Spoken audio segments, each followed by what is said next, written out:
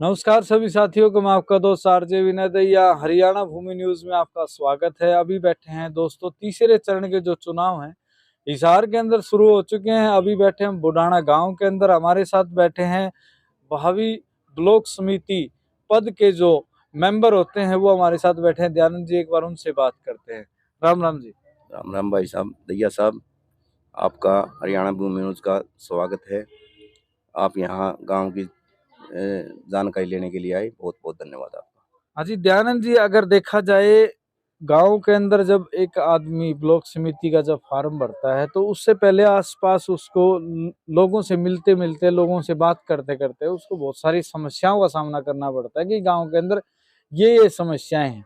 तो आपको अपने आसपास, अपने गांव के अंदर क्या क्या समस्याएं दिखाई देती है? मैं तो दैया साहब यहीं पढ़ा लिखा हूँ, यहीं पला बड़ा हूँ, तो मैं तो हर समस्या से वाकिफ हूँ। हाँ। गांव की जितनी समस्याएं हैं, पानी, पीने पानी की समस्या है, बहुत ज़्यादा समस्या। हमारे पड़ोस का गांव राखी गढ़ी, वहाँ तक बाखड़ा का पानी आ गया, लेकिन हमारा गांव उससे वंचित है अभी तक।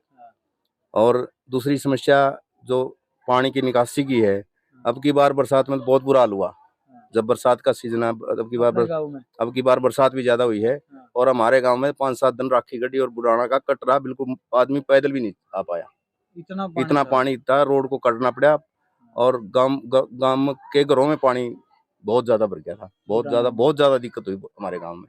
पानी की निकासी की और पीने के पानी की बहुत ज्यादा समस्या हमारे गांव में है। अभी जैसे पानी पीने की बात कर रहे थे, जैसे तो अभी कैसे एडजस्टमेंट करते हैं पीने के पानी की गांव के? पीने के पानी की समस्या ये है कि लोग हमारे यहाँ कुछ एक तो जो खरीद नहीं पाते, या उनको सेट नहीं आ रहा वो पानी, वो तो नलकों से, दूर के पड़ोस के गांव में नलका है, जिस तरह बहनी मीरपुर से आस पड़ोस में जो खेतों में पानी जिनको बढ़िया लगता है, जिनको शूट कर रहा है, वो वहां से पानी लाना पड़ता है। मोटरसाइकिलों पे कैनी भर भर के लाना पड़ता है, डेली लाना पड़ता है, डेली। और दूसरा, हमारे जैसे लोग जो मोटरसाइकिल पे नहीं ले पाए, वो कैंपर के पानी रोजाना हमारे गाँव में कम से कम भी 5-4 हजार लीटर पानी, मोल का पानी हमारे गांव को, मोल का पानी पड़ता है। मोल का पानी हमारे गांव के लोगों को पीना पड़ रहा है।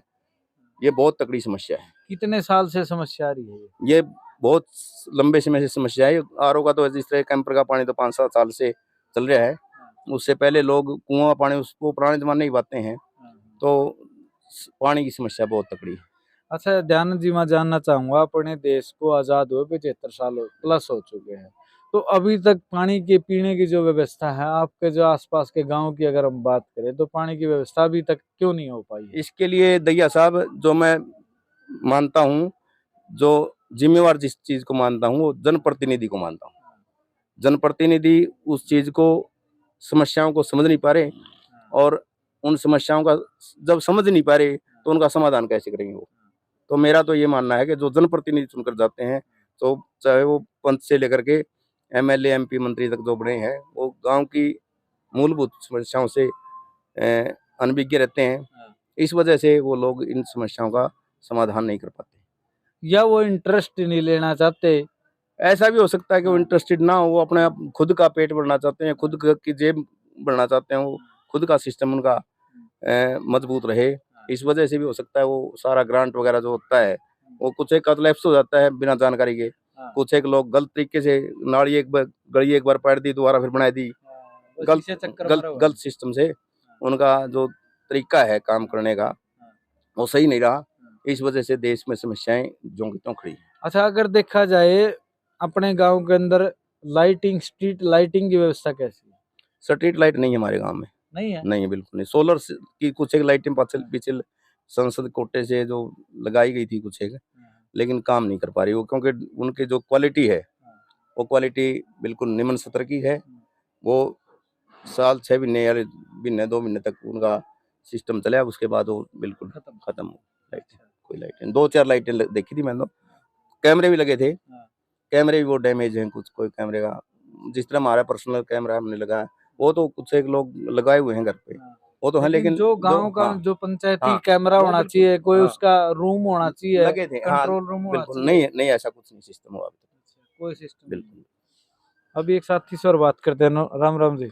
राम राम जी। क्या नाम है जी? मेरा नाम हरदीप सिंह है जी। अच्छा हरदीप जी, अगर हम बात करें गांव के अंदर जो समस्याएं इन्होंने बताई कि और क्या क्या समस्या आपको दिखाई दे रही है, लोगों ने क्या क्या समस्या आपको बताई है वैसे? समस्या तो मैंने तो इनकी बताई दी। हाँ। अच्छा, फिर जो आजकल की युवा पीढ़ी है वो नशे की तरफ बहुत भाग रही है। अच्छा, ये बुढ़ाना गांव भी? हाँ, बुढ़ाना गांव में नए नए बच्चे हैं, हाँ। नशे पते बहुत ज्यादा कर रहे हैं, इससे भी मतलब समाज को राहत मिले हाँ। मेरे गांव से। हाँ। अच्छा, फिर तीसरी समस्या जो चौथी आ गई वो शिक्षा की है, मतलब हाँ बच्चे जी, स्कूल में पढ़ाई नहीं हो रही। हाँ। कोई अभिभावक है कौन सी या क्लास तक का स्कूल है वैसे आपका? 10वीं तक का है जी। 10वीं तक का है। हाँ जी, हाँ।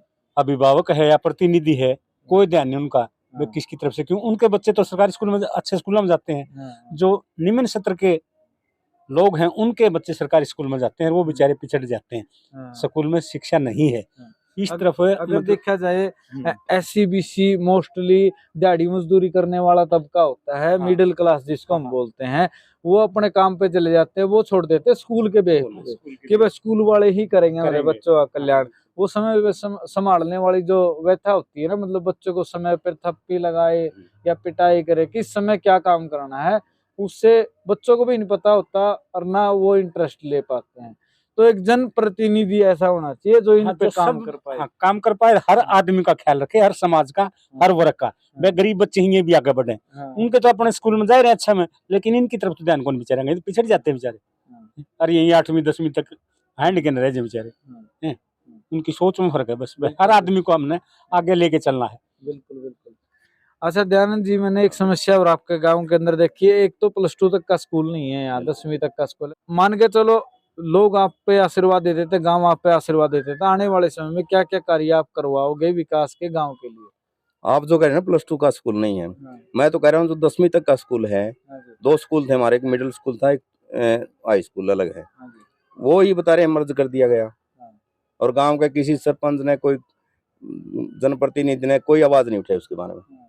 कोई एजिटेशन नहीं किया, कुछ नहीं किया। बल्कि दूसरे गांवों में जिस तरह आदमपुर हल्के में हुआ है, वो सरकार ने निर्णय वापस लेने पड़े, लेकिन हमारे गांव में ऐसा कुछ नहीं, किसी ने कोई आवाज नहीं उठाई, कोई आवाज नहीं उठाई। ये बढ़ता है काम जो प्रतिनिधि बनाए जाते हैं गांव के, जो मौजूद आदमी हैं, उनका काम होता है। अच्छा, अगर पानी की व्यवस्था की बात करें तो आप किस तरीके से उसको ठीक करवा सकते हैं और क्या विकास कार्य और आप करवा सकते हैं?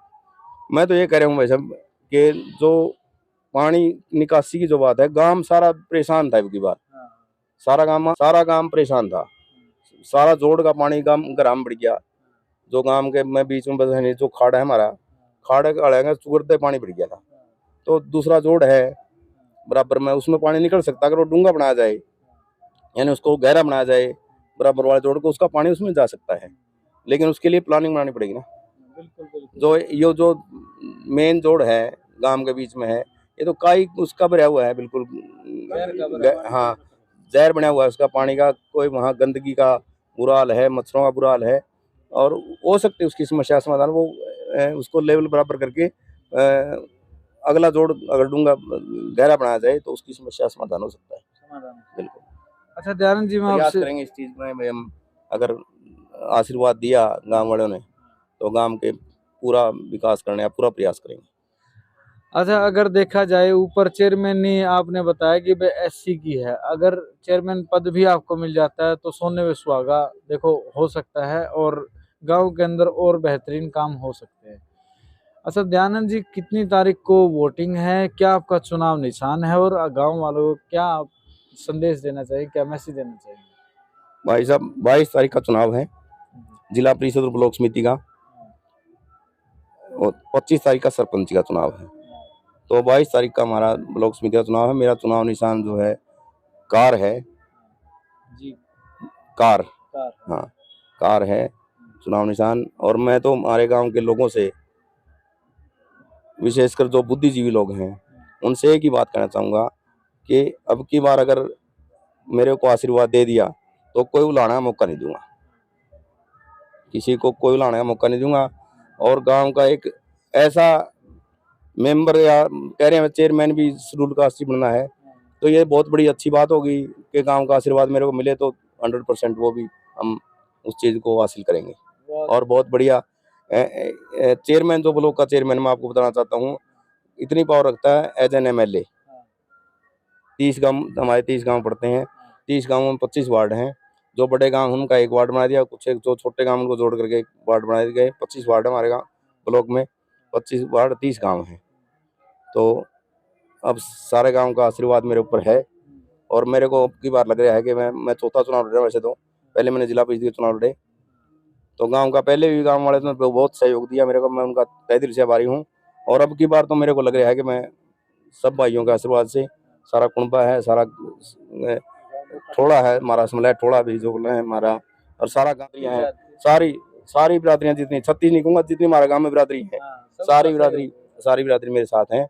और मैं आप सब भाइयों का बहुत बहुत शुक्रिया अदा करता हूँ।